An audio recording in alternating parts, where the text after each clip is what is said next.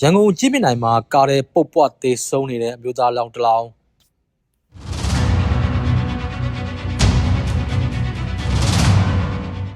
ရန်ကုန်ကြည့်မြင်နိုင်မြို့နယ်အထက်ကတစ်ကျောင်းရှိမှာရပ်ထားတဲ့အိမ်စီးကားထဲမှာသေဆုံးပြီးပုတ်ပွားနေတဲ့အလောင်းတစ်လောင်းကိုဒီကနေ့ဇန်နဝါရီလ10ရက်နေ့မှာတွေ့ရှိခဲ့တယ်လို့သိရပါတယ်။အဲ့ဒီအိမ်စီးကားထဲမှာသေဆုံးနေတဲ့သူဟာမျိုးသားတယောက်ဖြစ်တဲ့ဆိုတာကိုပဲကနဦးသိရှိရပြီးသေဆုံးရတဲ့အခြေအနေအကြောင်းရင်းကိုတော့မသိရသေးသလိုမိသားစုတွေနဲ့လည်းအဆက်အသွယ်မရသေးဘူးလို့ဆိုပါတယ်။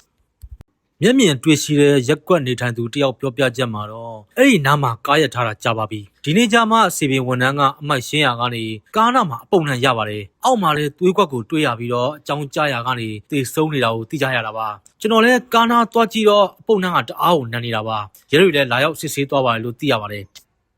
လက်ရှိမှာတော့သေဆုံးသူအမျိုးသားအယုတ်အလောင်းကိုနေမကန်လူမှုကွန်ရက်အသင်းတွေကရန်ကုန်စေယုံကြီးကိုပို့ဆောင်ထားပါတယ်အလားတူပဲပြီးခဲ့တဲ့နှစ်အောက်တိုဘာလကလည်းရန်ကုန်ပပဲတန်းမြို့နယ်32လမ်းအထက်ယူတီလန်းဟိုတယ်မှာမြို့သမီးတယောက်ကိုဓာတ်နဲ့အပိုင်းမခုတ်တပ်ဖြတ်ခံခဲ့ရတဲ့အမှုဖြစ်ပွားခဲ့ပြီးတရားခံတွေကိုလည်းဖမ်းဆီးရမိခဲ့ပါတယ်